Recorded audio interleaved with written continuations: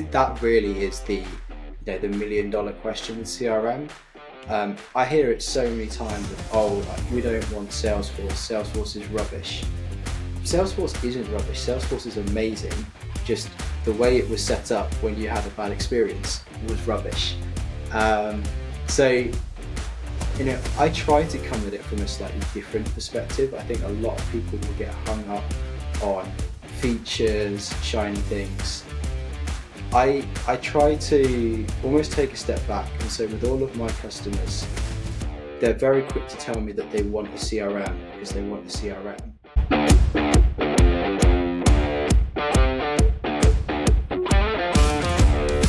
Welcome everyone to the 1% Edge podcast. Here we have the privilege of meeting amazing guests and having great conversations about their own journey of getting 1% better every day.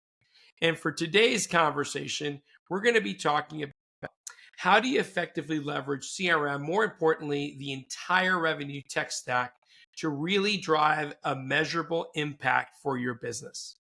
And to help us out with today's topic, I'm really happy to have Scott Reynolds, a Salesforce development guru, project manager, AI developer, and these days running his very own consulting practice, SaaS Success. Hey, welcome to the show, Scott. Thanks for having me, Carlos. You taught me up pretty well there. I'm happy with that intro. I'm working on it. Someday I'll get good at this. And folks, I'm happy to say I've worked with Scott over the years, and he's a great human being. I'm really lucky to have him on the podcast. So thank you, Scott, for making the time to do this. No, thank you. It's great to be on. My first ever podcast appearance, so I'm excited, nervous, but I'm glad to be doing it with a friend. So you're saying this is the best one ever? It's the best one I've been on. Best intro I've ever had on a podcast as well. All right. So for our audience, when we talk about revenue tech stack, is that only CRM? What does that mean? Let's start by defining it, and then we'll kind of go from there. Yeah, absolutely. So I think it's grown arms and legs probably over the past, 10 years. If you look at, and I'm sure everyone's seen, there's that graphic that comes up every now and again on LinkedIn of the sales technology landscape, and there's hundreds of apps. For me, it's what are the tools, technologies that salespeople are using to be more efficient. Really what we're hoping for is less admin and more time in front of customers. That to me is the goal.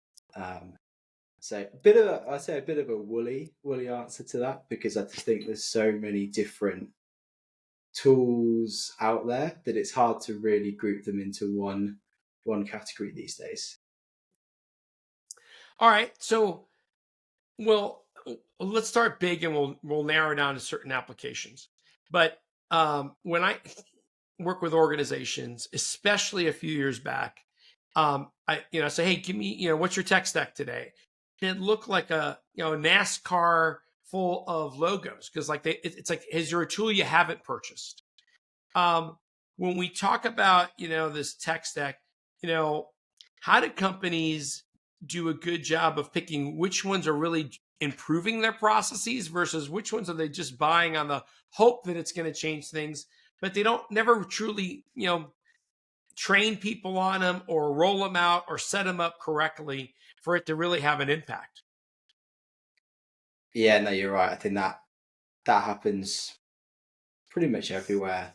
I think all of these tools, technologies, they do such an amazing job of selling you on how much time it's going to save, all the efficiencies it's going to drive.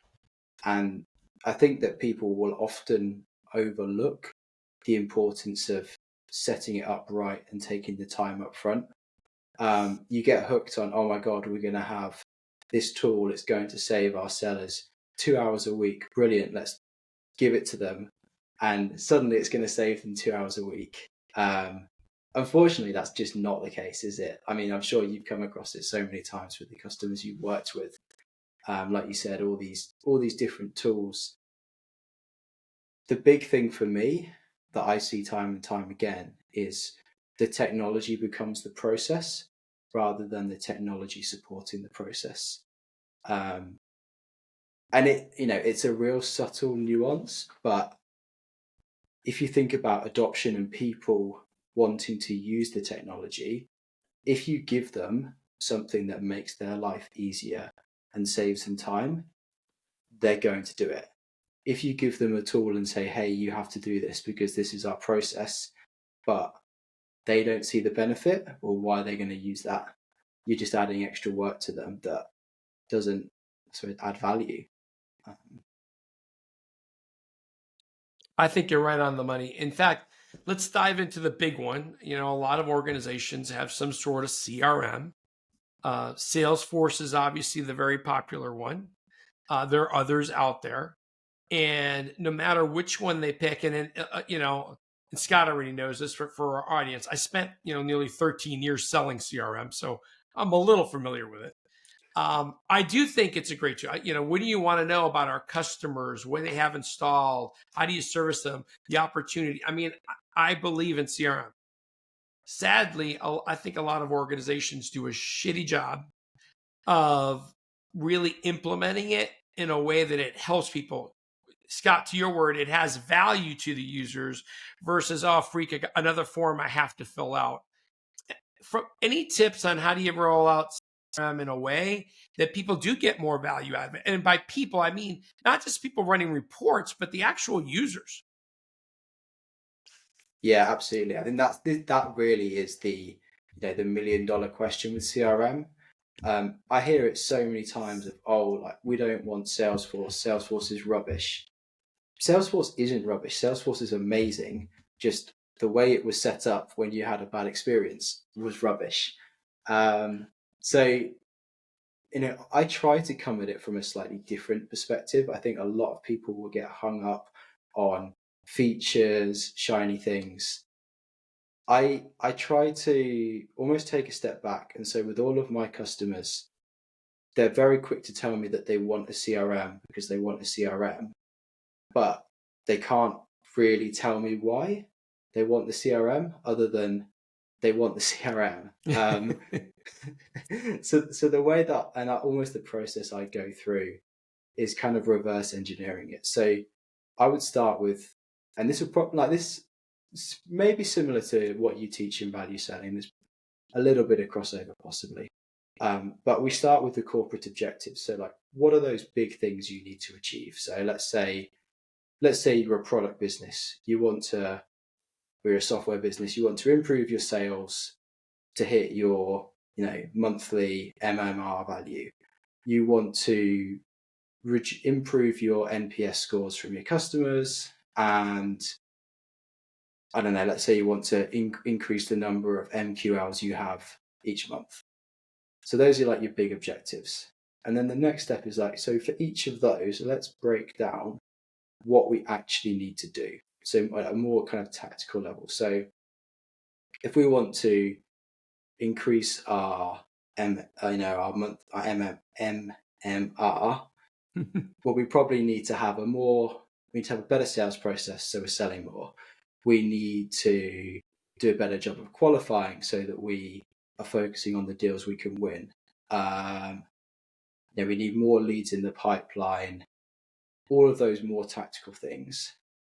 So that gives you your kind of high level North Star of this is what we need to do. But we're not getting into features and functionality yet. We're working out actually what we need to have in place as a business. And once we've got that, then we start looking at, I suppose, more of the high level features. So with that MMR example and needing to have a consistent sales process. So then we need to build that sales process into the CRM. We need to have all of those steps, all of those touch points in there. And once we've got those high level features or kind of feature categories in, then we look at the metrics. So what are the lagging and leading indicators that are going to show, are we on track? Are we off track? Are we actually going to hit that high level objective? Once we've got that becomes almost it's a very high level, but our very high level roadmap. And it's our I suppose our like touch point of every time we want to do something and add something to the CRM, we want to refer back to that and say, well, hey, you're saying you want to add these 5 new fields onto the deal object. How does that help us to improve our MMR by 10%? Because if it doesn't, we probably shouldn't be doing it. And just going through that process, for me, I always find it gives a lot of clarity and a lot of focus, rather than you sometimes get in a situation where someone's seen a shiny, cool new feature and they want it because they think it's going to really help, but they can't necessarily quantify why. So it's that upfront investment and planning. That's just the biggest thing. And unfortunately, it's the bit that no one really wants to do, because everyone wants to get in, get it set up and start using it. But often that is the trap. The other thing I would always say is keep it simple. So often these days, and I mean, Salesforce are doing it with their data cloud product, where it's all about you can bring in all of the data from everywhere and have it in CRM. And I think that's brilliant and that's amazing. If you're a huge corporate, you've got the infrastructure, you've got the team to support it. But for most businesses, I would actually say if you tracked less data in CRM, you're probably going to do a better job, because the more, and I mean that, I know that sounds really counterintuitive to everything. I agree with you on that one. Less is more. Yeah. In all my years, go ahead. Sorry. Oh, sorry, Alice. Yeah, I just think the more that we ask people to track, the less accurate they're going to be. If I give your salesperson 3 fields and ask them to fill in those 3 fields that we really need versus 10,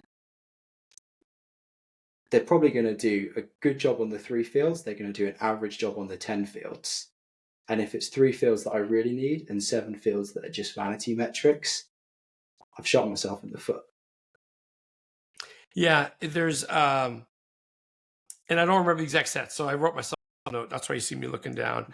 I think there's a couple of studies, and it talked about reps are only spending 20 or 30% of their time actually selling, because they have all this internal stuff they have to fill in or do or drive or learn. Because that's the other thing. They're in constant learning because a new app's coming out, right?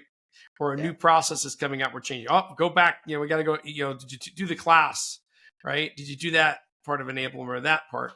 So I, in all my years of rolling out CRM across a lot of different projects, I was to say to start out with less is more. Get rid of fields, and to your point about bringing them back in, my other recommendation have a cross-functional committee that decides. So don't just have, IT or your administrator decide, put a field in there because one person in enablement says, oh, we need to track all these other stats because I want to report. But hey, no, go to this cross-functional committee. It says, hey, this is what we're thinking about doing. Does this make sense? Is it somewhere else? Are there other ways of calculating it? Is the data already there? Because we track call notes and we know what date that happened, or we change the status and we know when that happened, versus having to have another field that basically does the same thing, right? Or another report. Or my favorite is, yeah, great job filling CRM. Now can you fill out the spreadsheet? Because I need that. And I like it my way, right? So I'm with you on less is more, and then having a committee to help you slowly add more and more content that everyone finds useful. The other little last piece of my little tidbit is, hey, what value is the user getting out of it? Are they able to now look back and go, hey, I talked to Scott last week, and now it's going to tell me to talk to him next week? Or, hey, here are my notes from the last 3 conversations, and the one my boss also had with their boss. So now I have that in one place and it's good for me, right? It helps me do a better job, right? Not just the executive staff. And I think that's another reason to have a cross-functional committee to really help drive that. Any other tips you can think in that area? Yeah, I mean, I definitely 100% agree with what you're saying there. I think the other big thing is ownership, accountability, and leadership. Um, I know you and I have spoken about this many times in the past, but if it has to come from the top down. If you're as a senior leader, VP sales, CRO, you're telling your team that you want to use CRM, they have to have everything in CRM.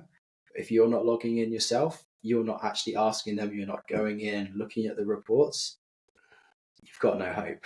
I really think you need to, as a leader, you need to model the behaviors that you want your teams to follow. And if that is investment in CRM, then you've got to be in there. You've got to be checking it every day, and making sure. And if you're not, it's just not going to work. Simple as that.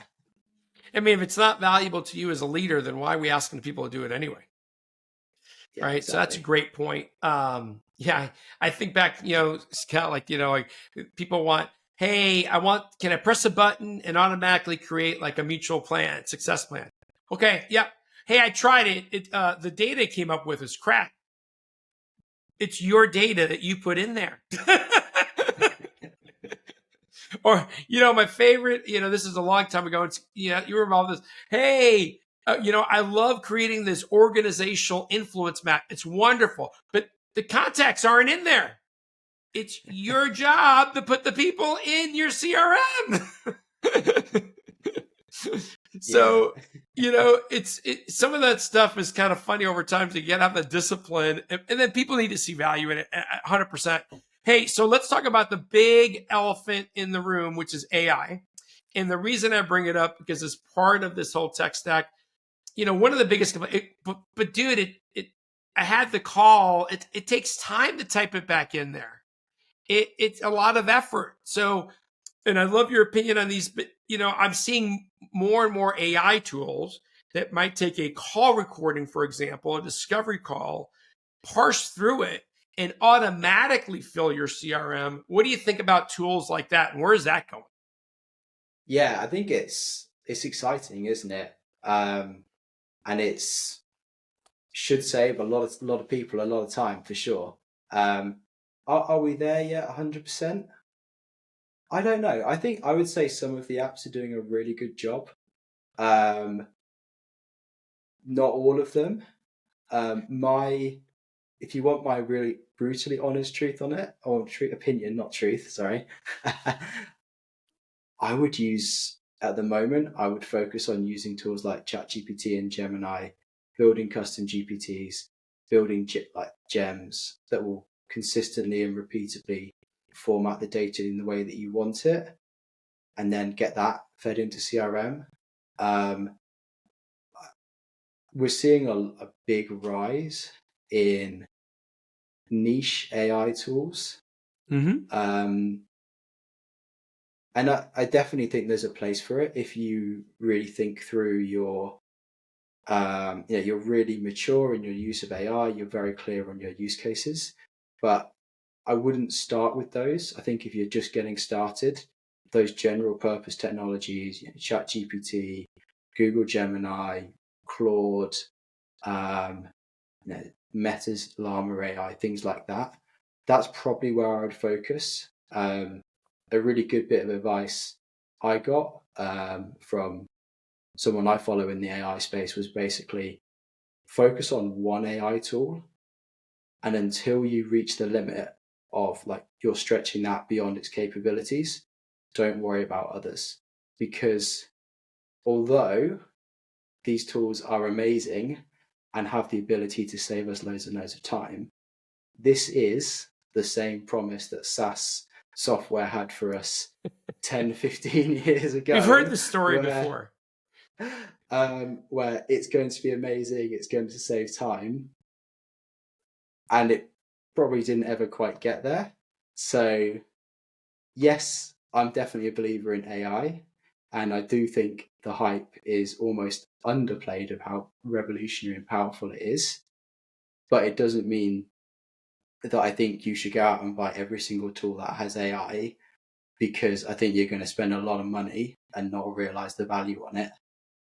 I would focus on one tool, get that really well established. If it's ChatGPT, build those custom GPTs, because it's that 80/20 principle of, if you can like format the data into a way that it's easy to copy paste into CRM, you're saving most of the time versus that final bit of just getting the data in there. The work is in getting it into the right format.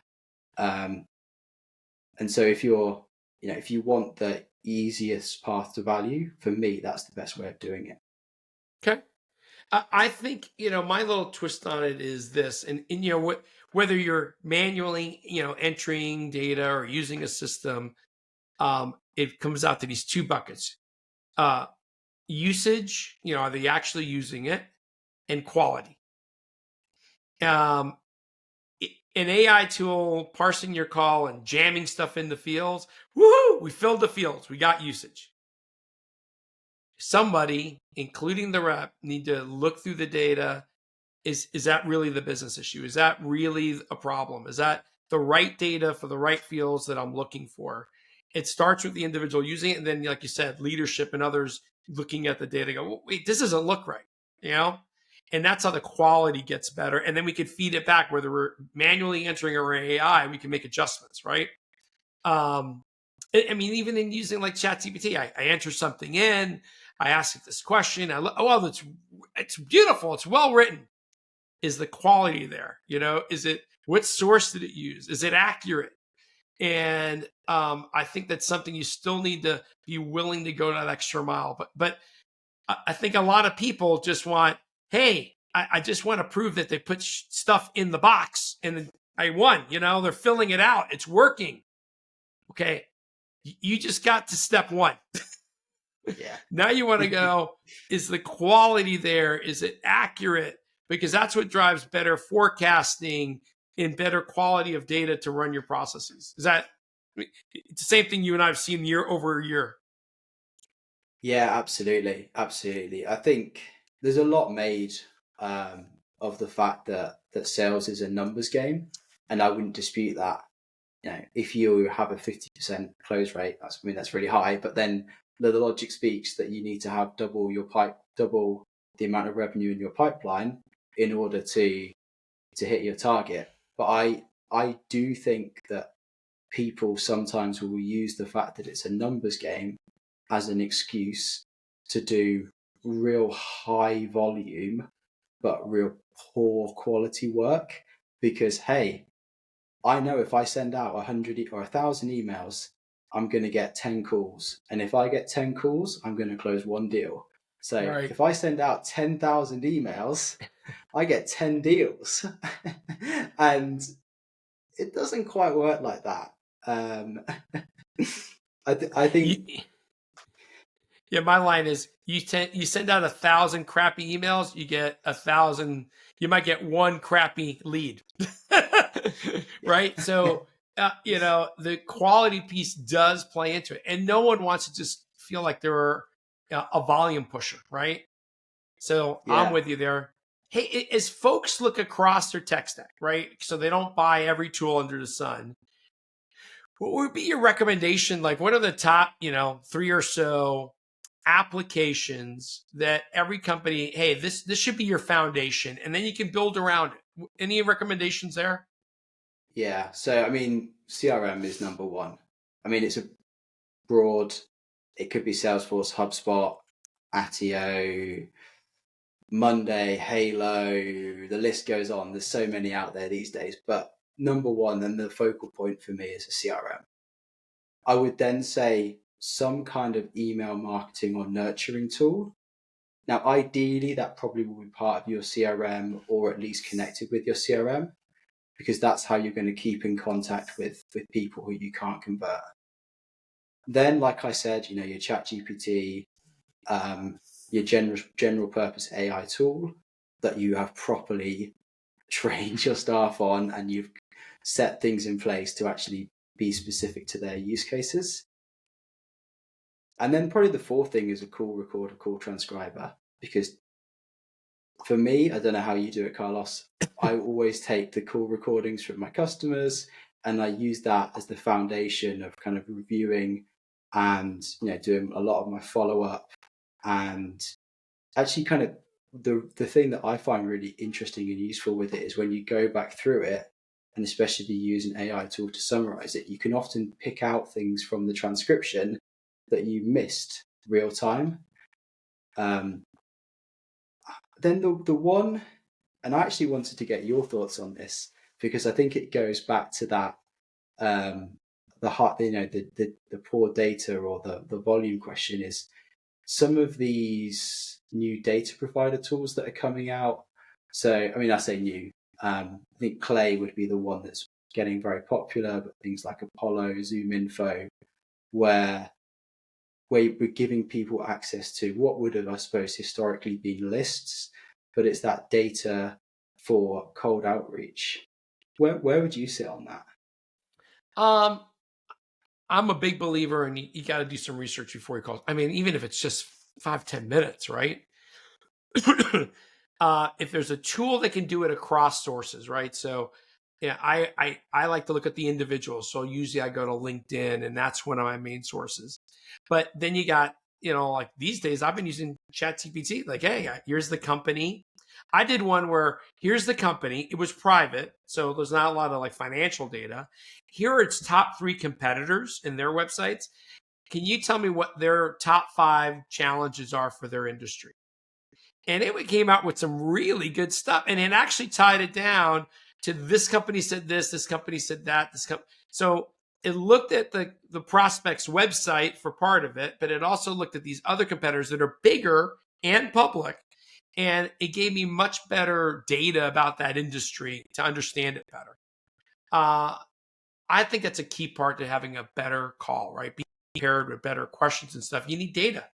And I think, and by the way, if they're going to work with you as a vendor, they are doing their own little research. They're ahead of the game. They know who you are and what they want to engage with. So it's a must-have ego armed. These isn't the old days. We just show up with hey, I got some donuts. Let's have a conversation. Especially I think in the younger generation too, they don't got time for that crap. Hey, you know what? They're busy. They know what they want. If they have access to data, which is more than ever, you need to have access to data more than ever. And the research piece is a big one.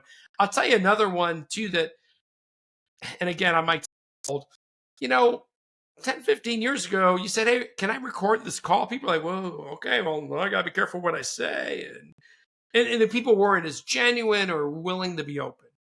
These days, it's like, hey, everything gets recorded. It's fine. In fact, I've had conversations with folks who goes, hey, Carlos, it's a really good question. I'd rather not get recorded. Can we pause that? And that's awesome, right? At least they're willing to have a dialogue. They're willing to get recorded. And when they say something they know we can turn that on and off and have it. But I'm with you. You always see me writing on stuff and paper all around me because I try to take notes. The biggest reason I try to take notes is I don't want to interrupt you, and I want to follow up on that. Or, hey, that's a really good point. Yeah. Problem is, my notes are horrible to read later. If you're focusing on writing a word, you've stopped listening to what's being said as well. So what I find is I still take notes a little bit less because I have this, I can rely on the recording to go back and get key points. So I think that's a great tool today as well. Yeah. Yeah, no, I would be lost without it. All right. So I know we're getting close to time. So quickly, so Scott, I mean, you've got this great experience for our audience. Tell us a little bit about your background. How did you become so knowledgeable on the revenue tech stack? Yeah, it's been a bit of a journey. So it's probably the last thing I thought I was going to do. So when I went to university, I studied sports technology. So most of my peers work for the likes of Nike, Adidas, work for golf companies, these glamorous jobs. And I started off doing that. So my first ever boss ran a hockey company, and that's field hockey, for your American audience, not ice hockey. So I started working for him, and that was a bit of a side project. He also had a software company, and I worked for the hockey company for a few months, and then he basically said, look, Scott, there's not enough money. You've got a choice. You can either come and work for my software company and I'll keep paying you, or thank you very much, but you need to go and find something else. And I thought, well, I like getting paid, so I'll work for the software company. And that's where it began. So the company was called White Springs. The business model was effectively partnering with sales training companies.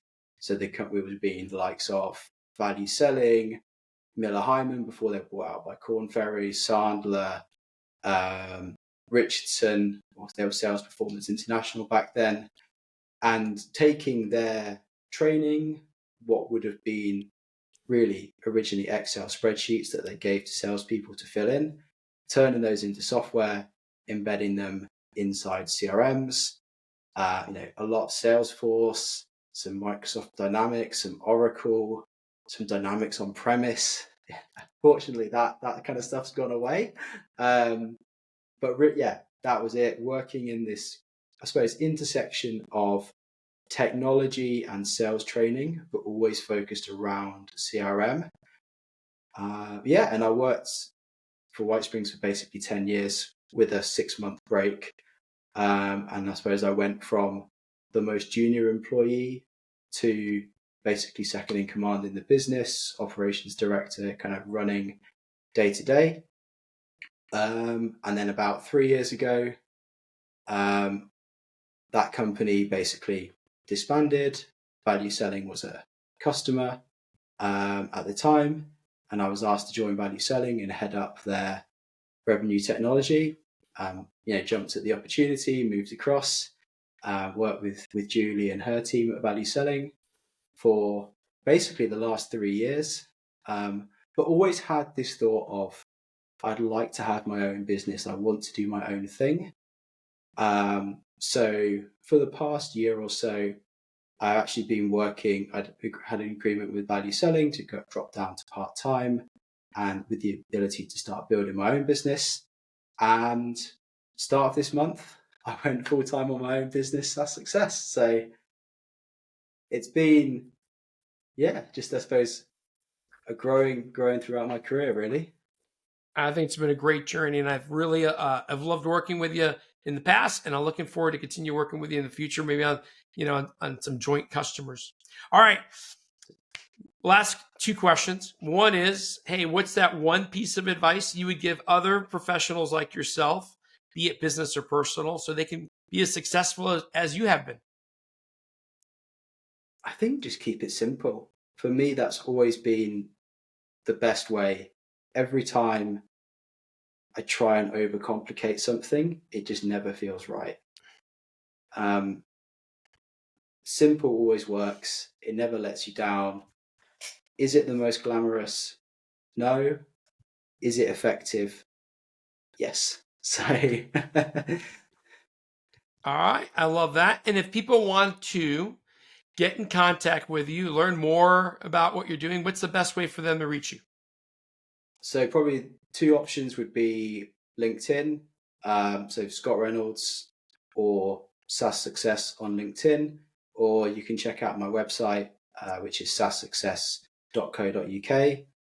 And I'll probably need to try and spell that out now because it's a bit of a mouthful, but it's saassuccess.co.uk. Maybe one for the show notes. Sounds good, brother. All right, everyone. Thank you, Scott, for doing this. I really appreciate it. I think we had some great comments and insights in there for other folks. Appreciate you. Well, thank you very much for having me. It was a good first experience. I enjoyed myself. Awesome. All right, everyone. That does it for this week's episode. Please subscribe on your favorite platform, if you will. And until next time, I wish you nothing but the best success.